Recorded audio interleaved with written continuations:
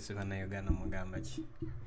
Yes, kwendi twakatuuka. Yes, olwaleero. Yes, munansanyuwa muko. Actually, no. Tubadde ku Uganda is bleeding. Yes, we on Uganda is bleeding. Era mumadde nga mukiraba ababadde ku live. Kagwa kato tuli ku JB Muwonge, tuli musoma comments ku JB Muwonge TV channel. Kagwa kato, please soko jeko gunde yo comments. Tuli ku leadership skills ekyo kye tuliko. So yes, mwebali nnyo mwenna okubeera ko nga bulijjo ne yanjudde. Naye abaagala okumentinga bali muteeka wezi comments, please mujje wano ku JB Muwonge TV channel. The comments should be put under JB Muwonge TV channel. Network atebadde kyate batandise kungwata mu network. Bano banjagazaaki. Bantandikidde ogundo okunkwatira mu network kiki. Anyways, tugire tugende maaso. So yes, we are going to be looking at tuleka okutuula butuuzi nti simanyi nti tulinde gundi ne gundi atubulire kiki balina tubulira oba biki balina tugamba nedda. We all need to be leaders. We need to focus on being yes, mwebali nnyo mwenna. Yes. So anyways, just in musema gundi comment. Yes, wa alaikum salam wa rahmatullahi wa barakatuh. Yes, muhozi nda. Yes, kirabika muhozi ali mukuleta gundi embaliga wano. Anyways, tujire tugende maaso. So guno mwaka, we have so many things we're going to be covering guno mwaka for sure. We have so many things we're going to be covering, but part of it is also an issue of leadership within ourselves. Ngaffe kenyini ngaffe abana Uganda. Tingaffe abavubuka, we need to take on the leadership skills okulaba nti naffe tubaako kye twetuusaako, because in most cases kye twazze okulaba, especially ogwo mwaka ogwedde, nti obuzibu obuzenga bubeerangawo. It's lack of leadership from within ourselves. Okulaba nga ffe kenyini tutandika, kubanga leadership is about the language, is about the actions, is about what you can do. So we need to also look into the leadership like within ourselves. Ngasiku tunulira, let us not be confused when we're talking about leadership. When we talk about leadership, we're not speaking about the leaders from very, very above. Nedda. Sikekyo. So tusooke tutegeere ekigambo leadership kyeki. Leadership is just bw'obanga olinda bulinzi nga bakugamba ebyo nga basindikiriza nti jangu okole kino. You do not have leadership within you. Okitegeera, the leadership is the language olulimi lw'oyogera, but even the language that you speak, it comes from like within you. Nti lulimi ki lw'oyogera. Bw'obanga weesanze mu gundi mu banno nga mutudde wali n'olaba nga waliwo ekizibu, who speaks first? Yani asooka okipointinga out. Bobanga, whether it's a mistake, whether it is true, whether it is lies, yani asookera ddala okwejjayo n'agamba nti nedda ekyo sikikiriza. Okiraba n'ovaayo n'agamba nti nedda kyandibadde bwekiti ne bwekiti. That is leadership. But the more you become silent, ng'osiriikirira kiri nga naawe kenyini, you cannot initiate to do anything, and therefore you must be on this weetaaga okubeera wano. Teweebuzaabuza togamba musimenyi nti kangende wagundi nedda saagala biwuliriza nedda. That is even just being a part of leadership talk and you leave, that simply means you lack leadership. Oba nga tolina kiri ekikugamba nti wa kambeerewo wentandikira. Yes, Amanda mbaddeko nga mbeera ng'eno mu Kamoli nga bulijjo naye nga kwendi nkomyewo. So today, that is what we're going to be, speaking about. That is what we're going to be looking at. But first, we're going to look at the steps of leadership. Otandikirawa, kigwerawa, and how far can you go with it? Where can you actually, go with, once you obtain that skill? Obanga nawe kenyini ngomazo kweteeka mu category ey'okugamba nti, you know what, I am somewhat, a leader. Nga weewulira nti ng'ogamba nti, okay, I can lead something. Because jukira, mwendo struggle, bwetuba nga tugenda ogiwangula. If we're going to win this struggle, kikirize kigaane. Buli omu alina okugyayo gundi zi skills eza leadership. Ngamba mwe abatudde eri nga mulowooza muzimanyi nti mujja kulinda ba leaders baveeyo simanyi nti bakole ki. Nedda, leadership bwe tuba nga twagala okulaba nga tubaako kye tukola mu eno struggle, leadership is going to begin with you. We ourselves fe abajja okwetandikirawo gundi leadership nga bulijjo. So we are going to be looking into it, kugundi leadership qualities and actually qualities. Skills is usually like not really not a big issue. Naye tujja kubanga tutunuuliranga gundi the most important keys when it comes to a leader. Nti nawe kenyini goyinza kubanga wezala wangoloza no toli gundi leader naye nga already ezo the qualities of being a leader nga nawe ngozirina nga even if they give you nga bakuwadde ng'otandikidde wano wansi ne bakuwa omulimu gwa counselor nga automatically you like bana irinda ko mbadde nga sikimanyi temba nsobola okukola kino bwe bakujjako ne bakuwa gundi omulimu gwa meya nga bana irinda ko mbadde nga sikimanyi bwe bakujjako ne bakuteeka gundi okuuma kino nti nawe ogenda ng'oyamba as you keep like moving up and up and up.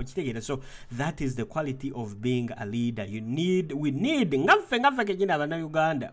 We need to look into ourselves. What do I have within me that makes me a leader? So we're going to begin with like the most qualities leadership. Of course, like you begin with like self-awareness and prioritization. Self-awareness. This is something that is also like we need to talk about within like Ugandans. Also kind of way to nulira no gamba what me like nganze kenyini me as myself, who am I nze kenyini nzani okitegera what do I understand, what can I do, what can I achieve, what have I done, what are my mistakes. Mistake kizenkola nganze ku lwange netegere. So self-awareness, when you're looking into becoming a leadership, self-awareness is the first important key wetaaga okutunuuliramu. Self-awareness kyekiri nga gwe kenyini nga weeyambudde ne weetunuulira mu mirror. You go and stand in the mirror ne weetunuulira naawe kenyini ng'oli bwereere weeyambule oleke kwerimbalimba oleke kwewaana oleke okola ki mbosimanyi nti nakola kinedda sooka otunuulire mu mirror nga wena oli bwereere oyimirire wali ogambe nti who am I nganze kenyini weeyambule buli wamu wonna ogambe nti okay what do I understand. Okusoma education wise nsomye okutuuka wa my education level kijendiko when it comes to education. And then when you go from education, where to know the argument, okay, where have I reached as myself in terms of like social awareness. And then or demo to be your self-awareness when bobanga or you want to take on a position of leadership, you need to look at those things. Self-awareness. Newe ambula wena no tunulira no gamba I am not going to lie to myself. Amanda, you want to buy tinga to scare away MUSEVENI. That is leadership. Otandikidde kawe gwegula gundi tinga tugire tukoleki tukangemo gundi kino kizeeyo kitegeera. So anyways, tugire tugende mazi. So I'm still like explaining to you the qualities of a leader. Biki bye twetaaga. So mulimu abannayuganda bangi benjogeddeko nabo kebeere mu inbox kebeere mu ki bw'obanga buli lwogera okuteesa n'omuntu when you are about to have a discussion with somebody or you are about to be honest with somebody gwe n'otandika okiraba gwe n'otandika nga naawe kenyini n'otandikirawo ng'ogamba bugambe nti bannaye naye Kinga Saadi onansonyiwa okiraba naye nga nze ku lwange kankiddemu. Let me go back again. Kinga Saadi dina kye mbadde nga njagala okugamba kiri bweki naye nga ku lwange okutegeera okwange okusinzirira ku kyemanyi nga kivudde ku mutima gwo kikino nekino nga bwekito kitegeera. This is a quality of somebody who is self-aware.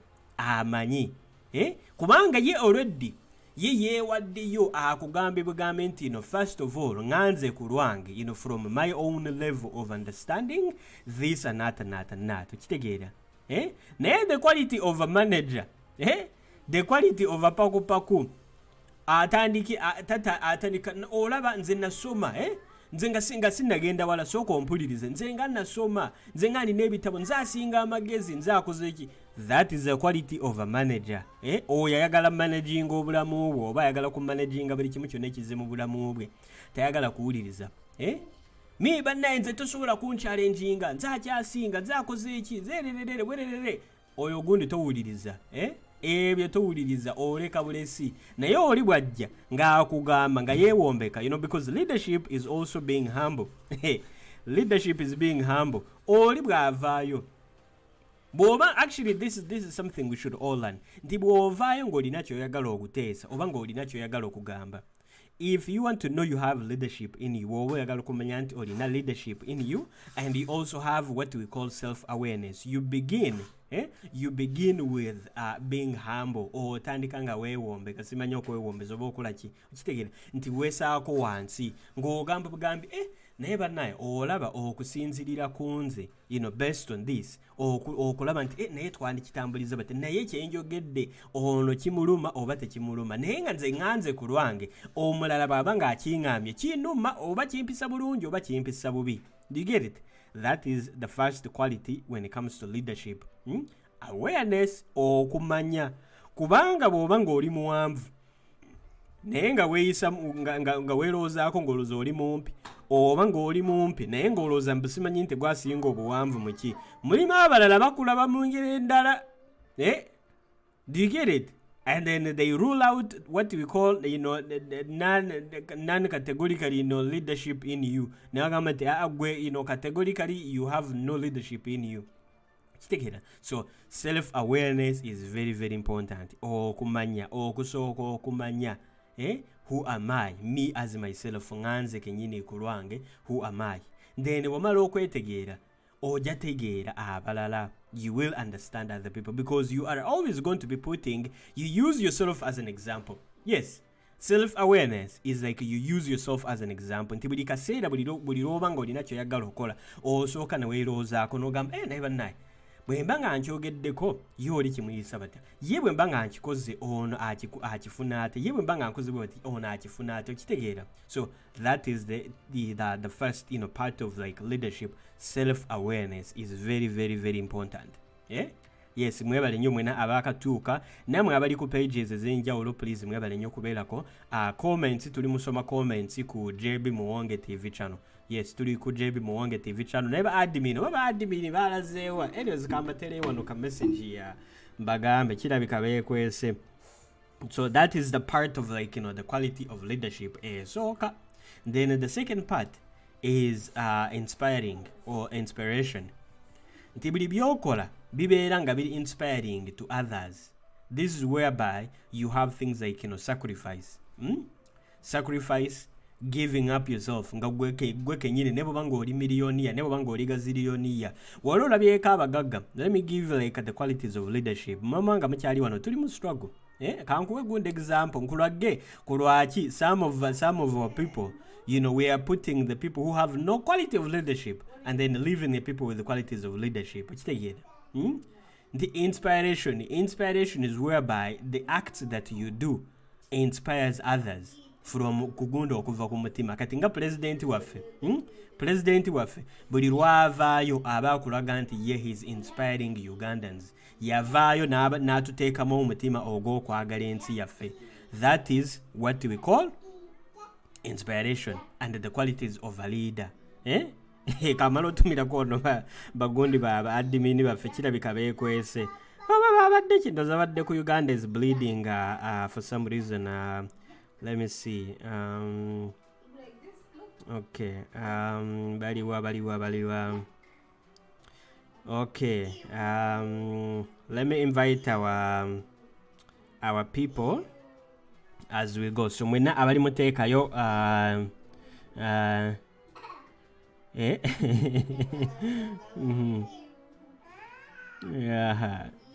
Yeah, okay. Walaikum salam wa rahmatullahi wa barakatuh. Just in the Muguni was comments. Yes, at Alice, yes, we are all Spiderweb. Yes, Fenna to live a Spiderweb. I got a lie. Yeah, so okay. Okay, all right. admins letter link. Okay, JB Muwonge.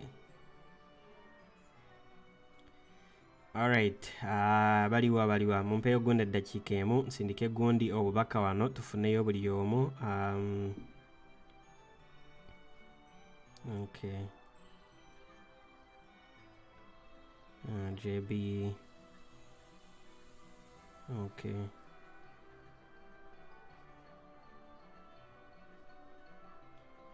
alright, bajja ba admin bajja, so mwena abatweetinga please mulindeko, ba admin bali mu kujja babaleetere linki wano ku JB Muwonge TV channel. Namwe abali ku pages ez'enjawulo please tutweetingira wano ku gundi ku common ground which is JB Muwonge TV channel. Era eyo gundi ye channel yaffe eya bulijjo ey'okwekalakaasa oba okutweetinga buli kimu kyonna. So today, because it's like a weekend, tuli mutunulira of course like different ways to improve our struggle. So tuli mutunulira ko gundi ku nsonga as a leadership and how we can improve like ourselves in terms of like getting our struggle going. So let me get okay, bravo. I'm for one team, bravo. Yes, alright, maliriza kao. So bajja, those the admins are going to be joining us as soon as possible. Okulabanga tugenda maaso negune nachi nesho yafe. So yes, I'm still talking about leadership, and then we look at the inspiration in the qualities of a leader. Bobanga gwe kenyini nga olabira ddala nti buli lwokeera ku makya nti kyoyagala okola, oyagala kuyamba munno, you want to help your neighbor, oyagala kuyamba guno, oyagala kola ki, nti kyokola nga buli lwokeera nga olabira ddala nti kyoyagala okola okikoze n'omutima gumu, naye nga oyagala kuzuukusa munno, oyagala kuyigiriza munno, oyagaliza munno, okiraba nti ebyo byonna, that is another sign of like a very good quality of leadership. Nti olina kiri ekisa ekigamba bugambi nti why kanveeyo mbeeko kyenkola ndeke mugundi mu nsi eno, n'omulala bw'anajja abeereko gunda, abeere n'obulamu obulungi oba abeeko kyayiga. That is a quality of leadership. Do you get it? That is a quality of leadership. And then the other quality, the other important quality of leadership is vision. Wamajemi webala okutuuka sima bamwe abadde mwaddenga mwekweseeyo mu kamoli. Another quality of leadership is a vision. Vision is siguni nti that story n'amaaso nedda. Vision is simply means nti olaba wala, you get to see very very far in life. Nti otunuulira ekintu ogamba naye bannaye kino bwe kibaawo I can actually do this, ne kino bwe kibaawo mba nsobola okitambuliza ddala ddala mpaka eno ogunde eri, okiraba okiraba. So that all those are qualities of leadership. Vision. Mutabani wange oba olwaleero mpozi leero lwa weekend kamala opininga wano link mutagundi akalidda luko alimadde mu misinga abadde abangamba nti simanyi baluddewo kumulaba gyali ali wano ali mugundi mu back ground ali mu kwetala kamala okyusaako wano kamala okugira. Okay, yes, admin sokozemo, admin soko komyewo gundi ya link. Yes, walaikum salam wa rahmatullahi wa barakatuh. Yes, admin soko teekeko link wano nziremo malengi pininge bulungi. So the qualities of leadership, yes, tukyali ku gundi kweyo kweyo ensonga. Yes, vision. I'm going to write it. I'm going to give like I'm going to write all this and then I post it because jukira buli bye tukola tulina okumakinga sure nti tukola ki tubisharinga abana Uganda merenga muyiga mumanye gundi nti mwevumbule abana Uganda. Sometimes nyinza okujjawo nembayigiriza olunaku lulamba netuyiga olunaku lulamba naye gundi bw'omaliriza ng'ovudde ku live byonna ne bibula. Kati naffe kye twakoze, nze kye nakoze mwe abaagala okuyiga nze njja baleka tuyige lwampaka. Era ne app gundi no app ya Geto Academy ngenda gimaliriza era n'ebibuuzo nteekamu n'ebibuuzo. Nteekamu n'ebibuuzo. So we need to not only just okujjanga wano nga tusomesa naye bwe tumaliriza okusomesa just buli omu n'atambulamu. We need to force emphasis, emphasizing or making sure nti buli bye tuyize tuddeeri ne tuddamu ne tukola ki ne tubikolako. So I am going to focus also on emphasizing on everything that we learn. Buli kimu kyonna kye tuyiga nti tuddeeri tukiyige tugambe nti owa nedda tukiforcing okiyige lwampaka because it is very very important. So anyways, mbadde nga nkyali mukwogera ku gundi ku qualities of leadership. Vision.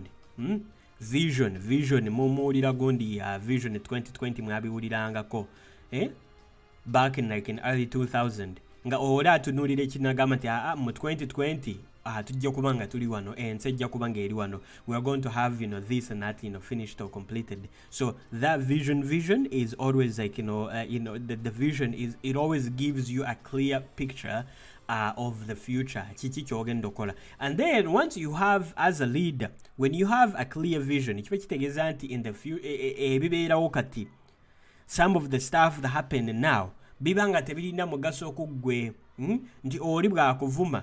When you have a vision, let me tell you, when you have a vision as a leader, oli ne bwajja n'akuvuma ne bwajja n'akuvulunguta gundi erinnya ly'omugundi mutaka n'akola ki. When you have qualities of leadership, kankugambe kimu kyokka, you ignore, obireka bulesi ne bifiira eyo. Do you get it? Even if you respond, or responding in a very careful and a very good manner, because kulwaki olina vision, oba olina mission, oba olina kyolina, oba olina kyotunuulira. Okiraba nti oba olina kyolaba eri maaso emyaka egijja emyaka 5 emyaka 6 emyaka mmeka. So bino ebyawano buno obukusumbuwa buno obwawansi buno just bwa bulijjo nga gw'obuleka bulesi because you no longer, you barely have interest in it. Okitegeera? So that is the quality of leadership, having a vision, okubanga olina byolaba ebijja maaso. So once you do, era kyolaba nti in most cases when you see the leaders end up coming and warning you nga fetulooza nti ba prophet, nga oli ye bwajja n'akugamba yes immaculate nkulengedde naawe otuuse banaye ye mubadde nga muliwa adde nga olwaleero simanyi gye mubadde nga mwekwese badde nga zina kiteese saategedde olwaleero ndawa mwena mujja leeti kikya waliwo pate yabaddewo gye namisinze okugjako Uganda is bleeding kiki naamwe namuyingirawo leeti mwabaddewe school fees temwasasudde wamapole ogamba ki. So anyways, let us go back to the leadership leadership skills. So but then ali mukwogera ko gundi ku vision. Yes, vision is very very important when it comes to leadership. And then we go to another another quality which is also very important. One is interpersonal communication. Interpersonal communication. Bana Uganda, we need what we call interpersonal communication. Whether you have leadership skills or banga tozirina, musooke mwesanyuwe interpersonal communication tugyetaaga. What is interpersonal communication? Nze kinga sadde nyinza okuba nga ndi wano nenkusanga, if I find you nongamba nti ndi muna Uganda, automatically nze situnuulira nti oli wa ggwanga ki oba okoze eki oba oli waawo, nze kyentunuulirako kyokka ne tugambe nti just ompadde hint ogambe nti ndi muna Uganda, automatically ku lwange with the interpersonal communication nze mbanga mpulira nti njagala kola ki okumanya nti bannaye ogamba ki ye kiki ye Uganda tunyumye gundi just tubeere n'emboozi ziri awo eza bulijjo nga teweekengedde nga tokoze eki interpersonal communication. Kaakati ekyo omuzungu kyatusingako. Omuzungu kye yajja ku muddugavu kye yasooka okujja ku muddugavu is intercommunication.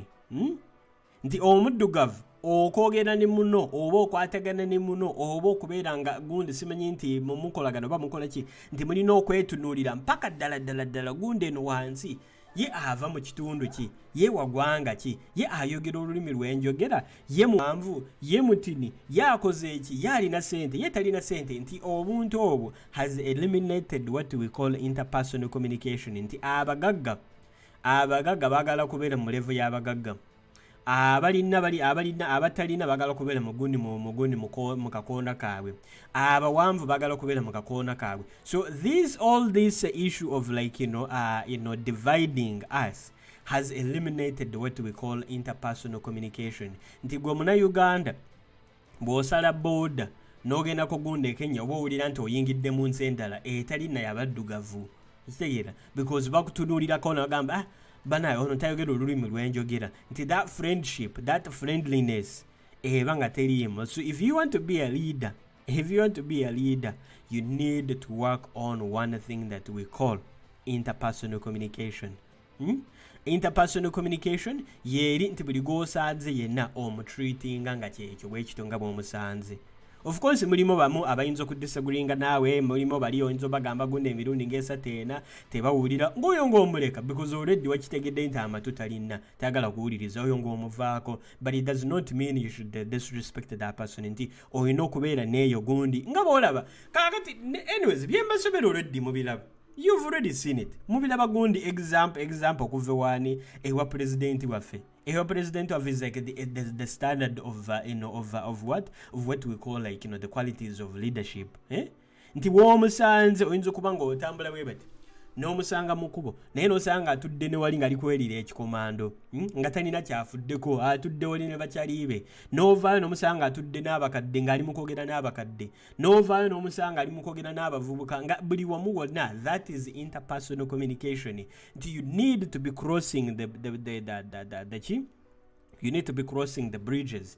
Ove wano ode wali wano, okole bwe bati weetolole, okole ki bwe bati, nti buli omu feeling into you are somewhat fulfilling their needs. Nti buli omu oyogerako naye, buli omu oteesaako naye, okitegeera. That is like the quality of leadership, interpersonal communication.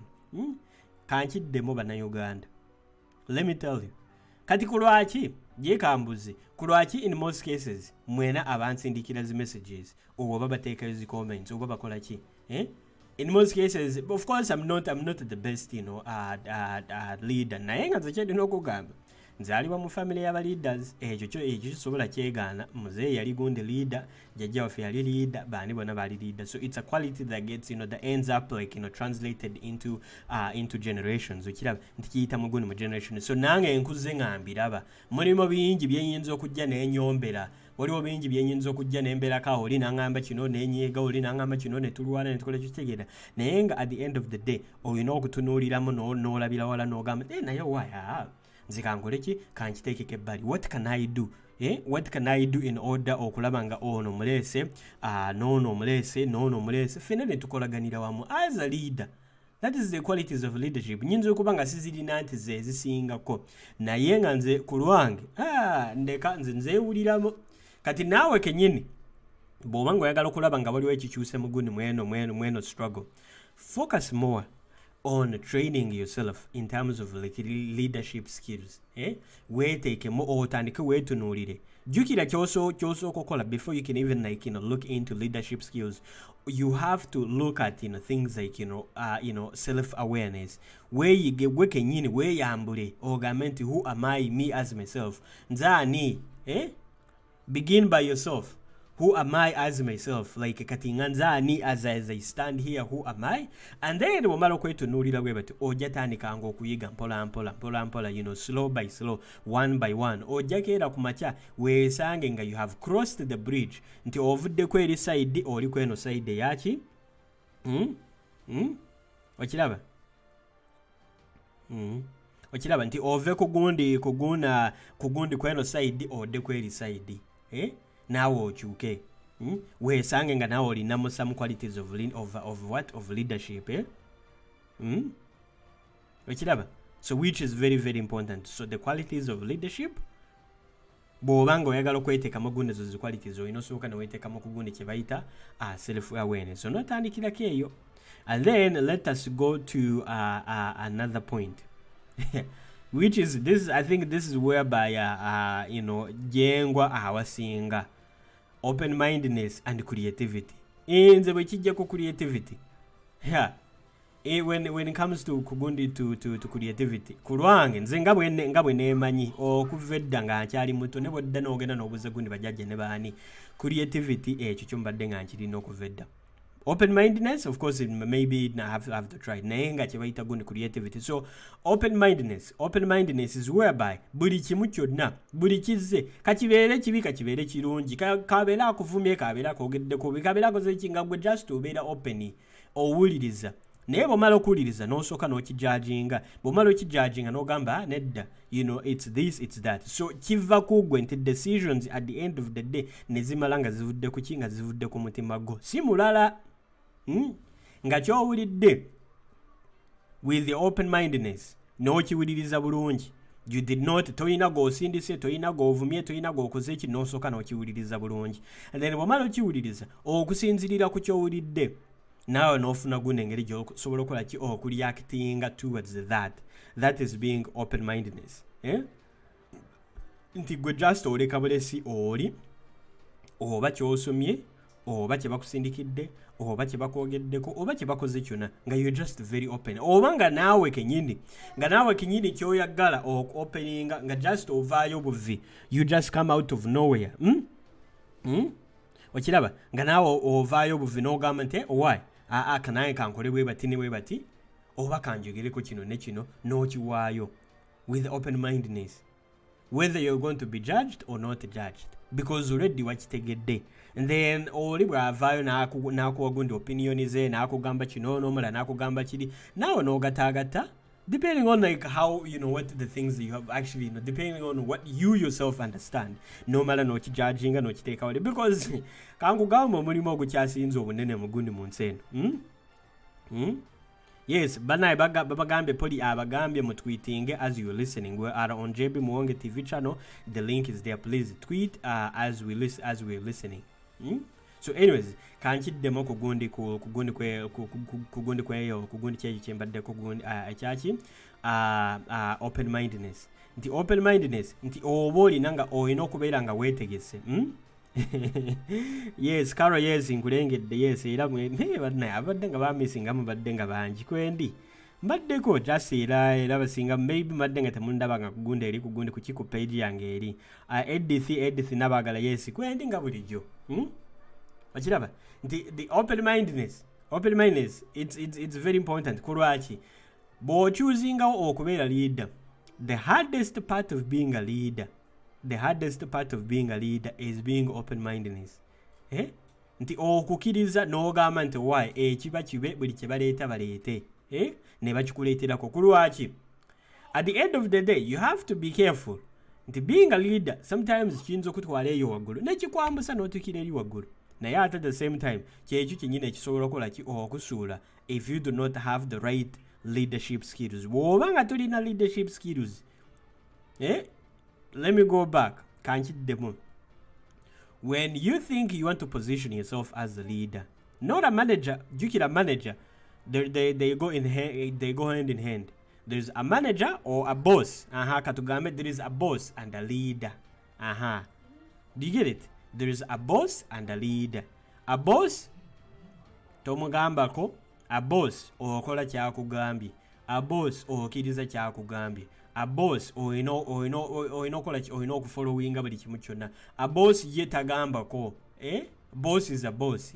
Because ye, at the end of the day, boss came from a word of whereby, somebody has to pay you back. Nti bw'omaliriza by'omaliriza, nti alina kyakusasulamu, alina kyakuwamu, either in a form of money, in a form of like food, in a form of whatever. So yabeeranga boss. So it's an exchange communication, or it's an exchange relationship. Okiraba nti mubeeramu kali nti ono okola kino nange nenkola kino nti byakufunamu nfunemu naawe ofunemu. That is, that's like whereby you're dealing with somebody who's like a boss. But when it comes to leadership, it could easily even be like one way. Nti nga leader, even being a leader, it can simply easily mean like nti owaayo buli kimu kyonna ky'olina kwabo abakugoberera. Nti ne weewaayo bwe kiba na bulamu n'ogamba nti neewaddeyo n'obulamu, you give up your own life n'ogamba nti nze neewaddeyo obulamu. That is another quality. That's a good quality of what being a leader. So bw'oba nga tosobola na kutuuka ku level nga gwe kenyini ne weewaayo n'ogamba nti njagala kubeera leader, naye n'otuuka ku level ngamba nze sobola na kuwaayo yadde n'ekikumi ku gundi ku abo benkoze eki benjigiriza oba abangoberera oba bakoze ki, nga tosobola kwewaayo nga gwe kenyini kyonna ky'olina nga tosobola kwewaayo. That is another lack of like leadership. Si nti owaayo buli kimu kyonna, of course tosobola kuvaayo n'ogamba nti kampeeyo buli kimu kyonna kyenina. Nedda, ngamba in the case whereby it is needed, nti ekyeyitagisibwa just kwewaayo kyonna ky'olina n'ogamba nti nze neewaddeyo.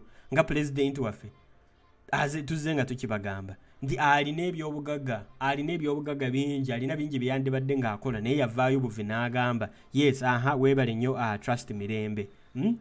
Here actually we're explaining, we're going through the details of like, being Bobby Wine. Actually, I should change like the title of like being Bobby Wine. Nti buli omu ayige alabe nti ku lwaki you need to give an example in the same way as our president does. Nti omala okitegeera nti ogamba bannaye naye kituufu kyandibadde bwekiti ne bwekiti okitegeera. So that is those are the qualities, some of the qualities of leadership. Nga ne example ye president waffe temwebuzabuza tekubaako yebuzabuza. So we need to make sure nti naffe kenyini ngaffe abannayuganda tufocusinga ku ekyo okulaba nti tukweyigiriza okubeera leaders oba okufunamu some sort of leadership within ourselves. Tekyetaaga nti obeere eno waggulu, because leadership is mentally. Leadership is a mental state. Leadership is not about money. Leadership is not about, simanyi nti nze asinga obulungi. Leadership is not about nze asinga obubi. Leadership is not about nze asinga babugundi ba followers. Leadership is not about nze asinga. Leadership is a mental state. Let me go back. Leadership is a mental state. The mental state, your kind of like the standard of your mental state will determine the quality of your own leadership. But mentally, you're not prepared. Physically, you should not even try it. Let me go back. To be a leader, parts of the qualities of leadership, if you're not mentally prepared, bobanga toli mentally prepared, or kulaba, you take on the role of being a leader. Mentally, physically, do not even try it. Tosituka ogambe bugambe nti I want to be a leader. Tosituka n'ogamba njagala okwesimbawo okubeera leader gundo w'ekyalo nga mentally you are not prepared to be a leader. Do you get it? Because leadership, it goes back to gundi kuki ku bwongo obwo. It goes back on how you deal with the people. Nti buli woyita n'osanga abakadde nga bali mu kuyomba obayisa otya. Bosanga abana nga bali mu kulwana omwana nga ali mukaaba, how do you get to deal with that child? Bwova n'osanga omuzadde nga simanyi nti ali gunda ali lubuto naye nga ali mu kuyomba ne baawo odiringa naye batya. Bwova n'osanga simanyi nti gundi n'otuuke waka n'osanga gundi ne gundi nga bali mu kuyomba obayisa otya. It's a mental state. Kazanyo leadership, kazanyo ku bwongo. Yes, Wamma, Winfield, yes, Weber. A good leader should not even dare to like block people on Twitter. That's the first thing. Yes, mulimo of course, mulimo bali abaleta good negative energy. It's always or somebody, just because somebody blocks you, they're not, they don't have like a good quality leadership. Mulimo bali abajenga balina ekigendererwa kyabwe ekirala. They are not there to have like to gamete tebali walinga bali kugundi kugundi kuntese nungi. Naye nga bobanga oli leader ngoli mubenga oli akuwadde kyakuwadde nga kikukwatako. Naye nomala n'omusuula n'omuvaako kiba kitegeeza nti the qualities of leadership obanga tozirina. Because olina okutunuulira endowooza naye n'oli g'otunuulira in a private conversation, not in a public. Sooka owulirize. In a private conversation nga mwembi nomala n'omugamba nti wayi kiriwo ekiti nekigwera ebyo. That's usually the last resource. Bw'obanga olina ogunda ensonga n'omuntu oba nga waliwo ebiriwo ne mukimalirizaako in a private. That shows the qualities of leadership. Nezikulaga nti nedda why no kiriwo ekiti ne bwekiti okitegeera nekigweraawo.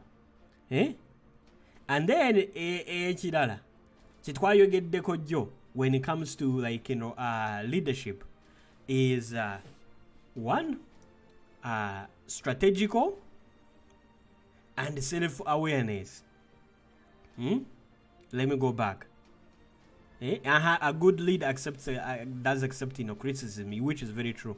The leader aba alina okkiriza bali ne bajja ne bamugamba bino ne bino n'abikiriza. Bw'amala obbikiriza ng'abiyisama amaaso n'agamba nti ebituufu oba si bituufu okitegeera. That is a very good quality of like leadership. Strategic and critical thinking. A leader ayagala okubeera leader bw'obanga naawe kenyini obeerako eyo nga weewuliramu nga bannaye nga sinnayogera nsooka n'enkirowoozaako nga sinnakola kino nsooka nenkikolako nga sinnakola kino nsooka nenkirowoozaako buli kimu kyonna. That is another big sign of a good leadership. Nti nga tonnabaako kyoyogera before you could even like say anything out of nowhere nti osooka n'okirowoozaako n'ogamba naye bannaye kiri bwekiti ne bwekiti ne bwekiti kiri bwekiti ne bwekiti naye kansooke nkirowoozeeko naye kansooke nteeseeko kansooke nkole gundi research kansooke nkole bwekiti ne bwekiti. Those are also qualities of leadership because one tabanango babadde kyali musuula gundi yatoyize.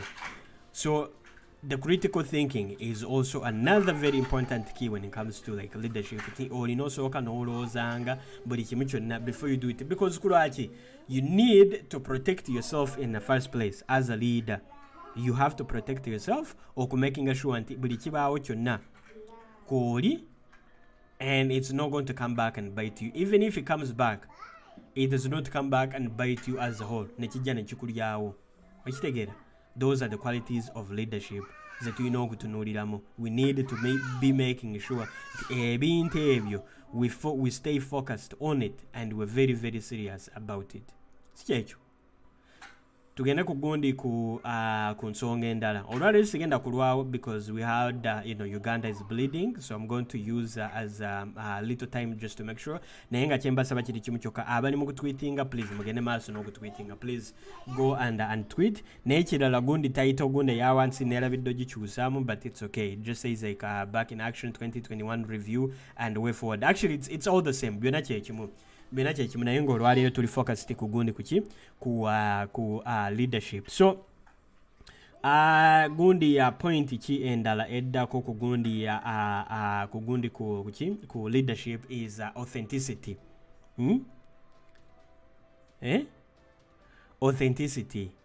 Authenticity is whereby nti buli byoyogera kankugambe as a leader. Let me say it slowly. As a leader, if you want to have like a very good qualities of a leadership, obanga already ezo qualities ozirina, authenticity is something very very important. What is authenticity? It's buli kimu kyoyogera, everything that you do, everything that you say, you have proof. Olina proof. Sibina proof. No. I'm not talking about the proof as olaba nina gundi kino nedda. No, the proof as a defined proof. Bweba kugamba. If I come here on live, nengamba bana Uganda mukimanyi. 1 + 1 = 2. Kankiddemu mugundi muki in a very simple way. Bwe nzija wano nenkugamba 1 + 1 = 2. Then if I need to prove it to you, first I go and get a normal common calculator. Nenkugamba olaba bwe nyiga wano mweno calculator 1 + 1 kugamba it is equals to 2. Naye okulaga nti njagala okikakasa nti 1 + 1 is equal to 2. Kwata essimu yo ogende mu calculator onyige 1 + 1 = what? Nekulaga nti equals to 2. Nogamba wamma olaba nange nkikakasizza nti oli kyayogedde nti 1 + 1 is equal to 2 kubanga nange wano wendi nkikakasizza nti 1 + 1 is equal to 2. Nti n'omulala bw'anambuuza nti ye bannaye 1 + 1 is equal to what? Ng'omugamba it is equal to 2. Bw'akugamba nti are you sure? Ng'omugamba nti naawe jjayo essimu ogate nti 1 + 1 is equal to what? Naye n'agamba nti is equal to 2. Very simple. Naye oli bw'ajja n'akugamba bannaye obadde okimanyi nti enyonyi enyonyi egundi zino ezigwa ku gundi entebe buli lwegwa ku gundi entebe egira nesimanyi nti nezaala gundi enyonyi endala. Bannaye waliwo obunyonyi bungi obuzaalibwa ku gundi ku entebe. Simanyi nti buli nyonyi evudde, simanyi nti Dubai bwetuuka gundi ku entebe, simanyi nti ezaala akanyonyi naye kaleka awo n'endala nejja. That is the stories that have no authenticity. Okitegeera? So awo kiba kisinzirira ku bwongo obwo nti somebody can tell you that nga naye obwongo obwo cannot process that. So because he cannot process it, we're not believing in. What is a good example of that? Kati ng'omwana omuto. I have like nina gundi omwana wana alina gundi emyaka agenda weza gundi emyaka 2. So bw'atuusa ku myaka 3 bwe nzija n'emugamba embuzi ezaala gundi ente, oyo mwana ayinza nabutakola ki, ayinza nabutangamba nti taata olimba. That child is not going to tell me nti taata olimba. Ajja gamba nti banaye taata yaŋŋambanga nti ente ezaala embuzi. Do you get it?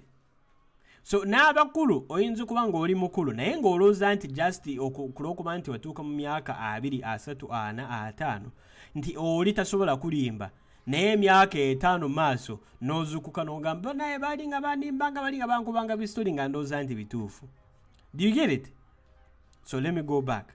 So authenticity is very very important. Kulwaki mweje emyaka 5 oyo omwana bw'anaaba ng'atuuse ku myaka 8, 9 najjukira nti nze nga taata we nali ng'amugambanga nti ente ezaala embuzi, naye naaweza emyaka 10 oyo omwana ajja komawo ambuuze, naye taata okimanyi nti wanimbanga, waŋŋamba nga nsimanyi nti embuzi ezaala gundi ezaala ente.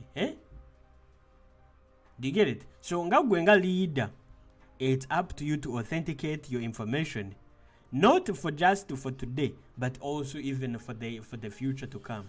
Because in the future, the same information is going to come back. The people that we communicate with, they have now realized the truth. Bakomeo bagambe naye ojjukira waŋŋamba kino naye ku lwaki ate ku luno kitegeeza kino. Do you get it? So bw'oba ng'oyagala okubeera leader nga you need the qualities of leadership, you need to look into authenticity or making sure nti kyoyogedde olwaleero ng'okirinako obukakafu enkya, okirinako obukakafu emyaka 5, okirinako obukakafu emyaka 3, emyaka 100. Naye bwe kinaaba nga tekisoboka olwaleero, ng'olwaleero nga kiyiseeko nga gundi nga it's not authenticated, enkya nekibeera nga kyetaagisibwa okubeera nga kiri authenticated, era ojja kwesanga okoze eki ng'okiguddemu. So that is like another quality of leadership, authentication, authenticating information oba authenticating each and every action that we get to do. Si ekyo as a part of like leadership, authentication very very important. And then ebisigadde flexibility meaning like a leader is somebody who you can call at any time, nti ye buli saawa yonna abeerawo, aba asobola okukola ekyetaagisibwa. Si binombu nno nti ate simanyi nti schedule, nti ate simanyi biki nga buli kaseera nga ye afuna akadde ako ku making sure nti buli kimu kyonna ekyetaagisibwa okwatako nga akikolako, eno n'eri, okitegeera, wano ne wano ne wano ne wano ne wano ne wano n'akikolako, okiraba? So those are the qualities of leadership. So nti zijja genda wala okola ki okulaba nga simanyi nti twetoloola, simanyi nti eno n'eri, nedda. Let us focus on teaching our people. So nga gwe kenyina ampuliriza okuva wentandikidde mpaka kati, bw'olaba nga you have those qualities, ke kaseera you put those qualities in actions. Totuula butuuzi, kubanga that is also another big sign of a failed leader. A failed leader or the worst leader yoli amanyi nti ayinamu ekyokulembera ku mutima, ng'amanyi nti alina obusobozi obusobola okulembera naye n'atuula butuuzi n'asirikirira ekyo. That is the worst leader, kubanga ne wajja leeti, that simply means like he has failed the leadership qualities. Okiraba? Yes, Amanda webale nnyo ezo gundi tuzeetaaga lessons ez'okwagalana, ez'okukola ki, continue loving each others, ngaffe ng'abantu tweteekemaako obuntu. So as I was finishing,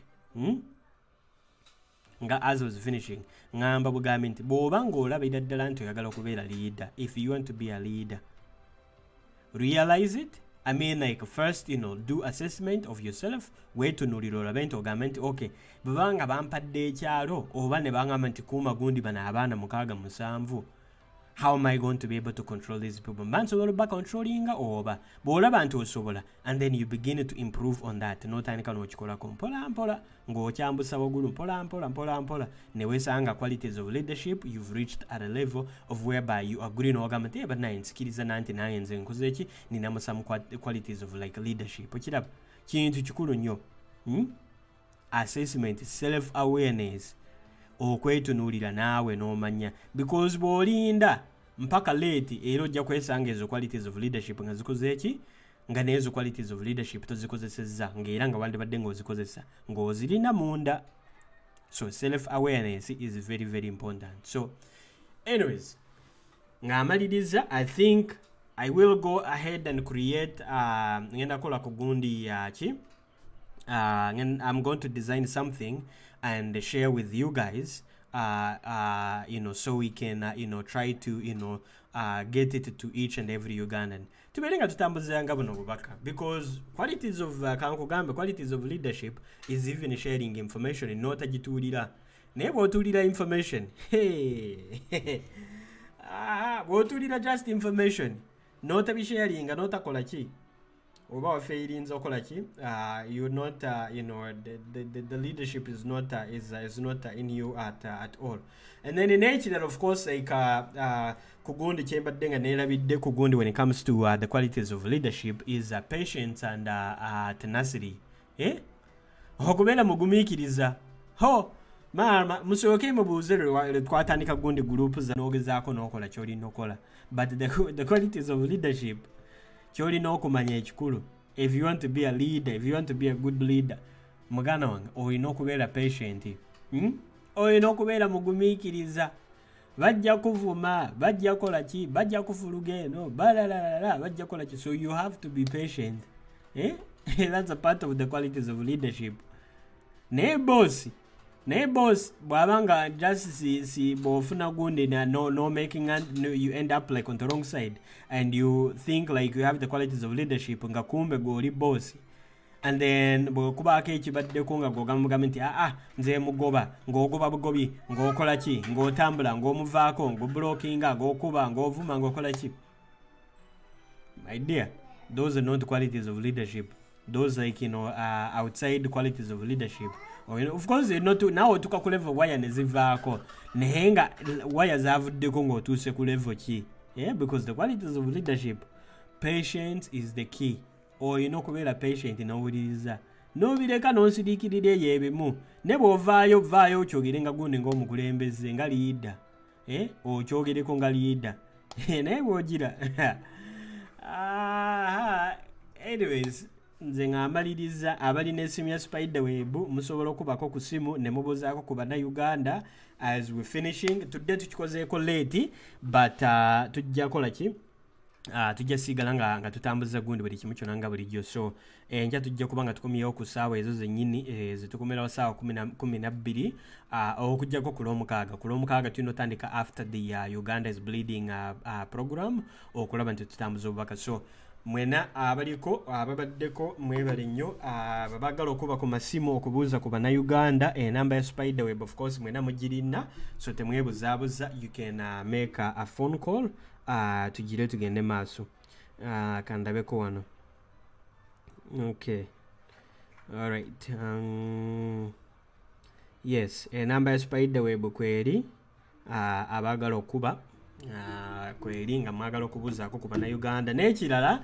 Yes, oyo ali mu kuleeta gundi oyo abamumaleke oyo gundi ba just ba NRM.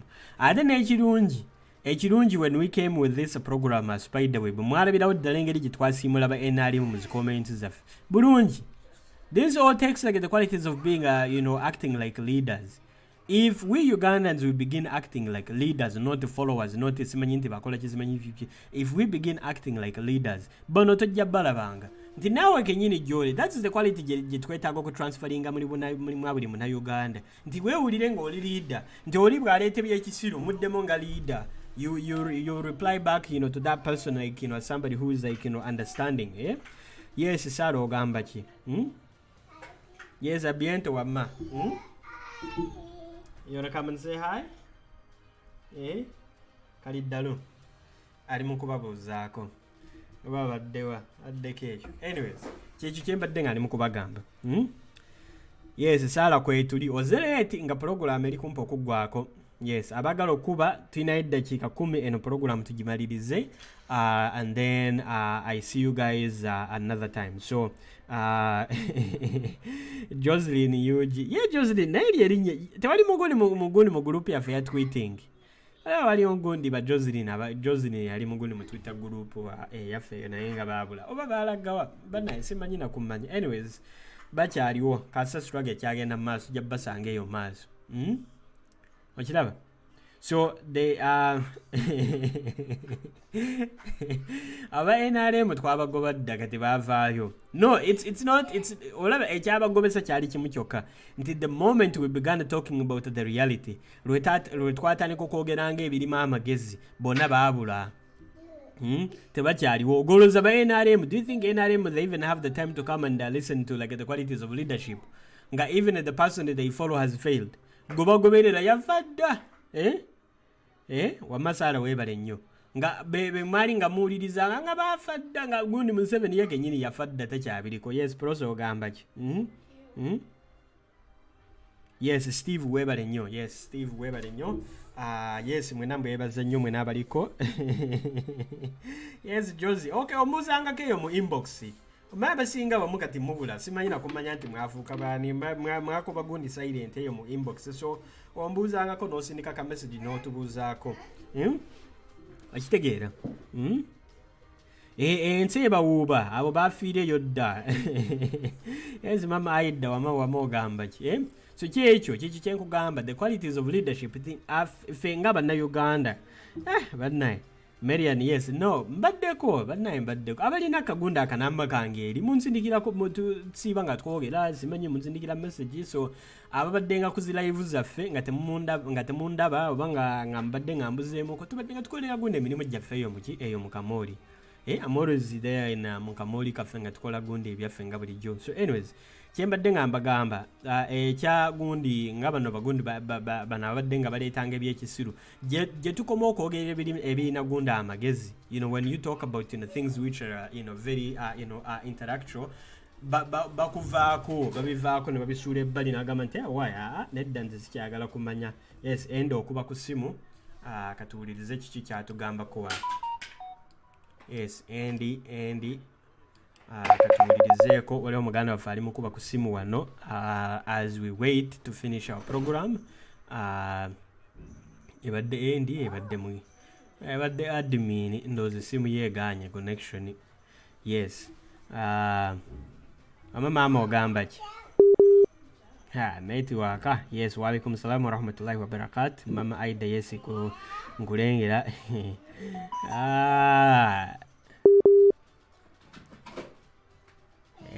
Kirabika gundi admin waffe simu gundi ya connection esinungi. Okay, naye nga weebale nnyo ndowooza badde agala babuuzaako gundi admin wamwe ku gundi ku Twitter badde agala babuuzaako but it did not go through. So anyways, as we're finishing up with like our program kyekyo kyembadde nga mbagamba. N'ekirala we are live ku Facebook, ku YouTube.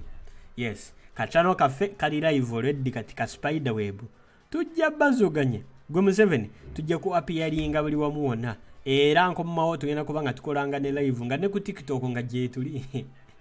Ne ku TikTok tujja kubeerayo mugenda kikiriza oyo gundi Museveni tuli batine naye nga tumanye ekyokola bwe kijja gundi okuwamba social media we know what to do. So tujja kuwamba buli wamu wonna. Mama waffe ali mukuba naye nga essimu teri mukola teri mu kuyita mugundi bulungi but it's okay. Nga bwe tumaliriza programu yaffe ye gundi bano bali musindika gundi messages abo I'll talk to them later. Tebali mukuba ku gundi ku Spiderweb. Yeah, so anyways nga tumaliriza programu yaffe. Yes, jukira we're supposed to be making sure and we're informing each and every Ugandan. So we have like our YouTube channel which is #Spiderweb. Gena kugundi ku YouTube ononyereze gundi ya Spiderweb TV Uganda kweri and then subscribe from there and then also share it because tuyina bana Uganda bangi abatalina obusobozi abatamanyi connectinga ku Twitter naye nga YouTube tewetaaga VPN. So ku YouTube oba osobola ogenda ku YouTube n'olaba gundi obubaka ku YouTube. So aba batasobola mubagambe nga nti ne ku YouTube kati gye tuli they just need to subscribe to Spiderweb TV and that's it and then you'll be able to connect connected to whatever. So please mubagambe ngako obubaka gye buli ku gundi ku YouTube, they will be able to find us. To typing amagundi kingasad, it's just a type in like a Spiderweb on YouTube. Jatulaba kwe tuli era kati sawo zino tuli live ku YouTube nga bulijjo. Actually can't tune in ndabe. Let me tune in and see if I can find it. Yeah, so anyways, nga bwe tumaliriza gundi show yaffe kye tubaddeko, it was about the qualities of leadership. So kansuubire naawe eyaza oluvannyuma, please go back into the video. Go back in the video and see what you can learn from it, and so we can move forward. Kulabanga tuyigiriza buli omu kiki twetaaga okuyiga mweno struggle in terms of like leadership, kubanga twetaaga buli omu, twetaaga buli actually no program nandigiyise #BobbyWine, yandibadde #BobbyWine. Wakiri ekyo kyandifunye gundi mwandikoze eki, mwandifuniyemu kale akogamba nti why akituufu katukole ki kanaffe tuyige okulaba nga tukola ki tubaako kye tukola. We pick up those qualities okuva gundi ewaki ewa president waffe, naffe tubeeremu gundi ne leadership ku mitima. Let me see, my gundi eno channel ekyali mpya, so you might not be able to see everything, so kandabe yes, kwe tuli live. Yes, mwe abagalo tulabako kwe tuli live ku YouTube. Bana lindako kumba bana batuuse yodda. Yes, nabo Kenya moli ni mwebale nnyo bamba okubeerayo. Yes, kwe bali abaana kwe bali mukulaba ku gundi ku YouTube. Yes, bana n'okuyisanga mogundi n'okuyitanga keno njire mbabuuzengako kwe bali eyo ku gundi ku YouTube batulaba. So yeah, tutambuze ngo bubaka bwetu. So it's very, very good to see that we actually have people tuned in on YouTube already, watching us. So mwebale nnyo tujja sigala nga tutambuza ngo bubaka, but today's topic was about the qualities of leadership and what you need to do in order to advance this struggle. So mwebale nnyo mwena ababaddeko, namwe abali ku pages zaffe ez'enjawulo, please tubeebaza nnyo era mubeere nga mukoleki musigale nga muyiga mweyigirize bingi. Please do not just take this n'otuuleyo n'obituulira, nedda, naawe beera leader, be a leader. Let me go back akankitemu okugundi ku ekyo, even you become a leader, naawe beera leader oyige kiki ky'olina okola. Tambuzengo bubaka bwanga bakuwadde obuvunaanyizibwa. If they have given you like responsibilities, take it serious of making sure that okay, I can lead these people to here, and then okerenga ku macho gamenti nebo banga tebakuwadde obuvunaanyizibwa, nawe kinyini keera ku macha wewe obuvunaanyizibwa, because that's the qualities of leadership. Keera ku macha wewe responsibilities ogamenti newadde kino kankikole okikole n'omutima gumu ogamenti kangende bwe kinkitambuze. Okiraba nti ekyo kyokka kijja kwambusanga eno waggulu, naye bonaatuula eno wansi la hawula ng'olinda bulinzi musimanyi nti gundi ne gundi mujja kulaba. But anyways, thank you very much guys. Mwebale nnyo mwena ababaddeko temwerabira. We are live on every channel including YouTube. We are live. We are tuned in from every corner of Uganda. Tewali muna Uganda lina kyekwasa. We are live from northern Uganda. We are live from eastern Uganda. We are live from western Uganda. Mujja kulaba bye tuli mukola. Bino bye tuli mukola olwaleero. Mujja bbira bagonda emyaka ginajjama. Not even emyaka. Just in a few months ejja bbira bawe nakola ki where it is going to reach. It's because it takes the qualities of like understanding the way we need to move our struggle. Ebisigadde oteka biteesiye tetubifaako si kyekyo. So mwebale nnyo. Nze kamalirize wano with our program. Tujja kweraba oluvannyuma si kyekyo. Mutabani wange oyagala ki? Oyagala basiibula kiki? Yefudde emotoka ali mukulaba gundi katuni y'emmotoka ekyola ali mukulekana ng'emmotoka. Baby come here. Anyways, kamalirizeeko wano tujja kweraba oluvannyuma si kyekyo. Assalamu alaikum warahmatullahi wabarakatuh.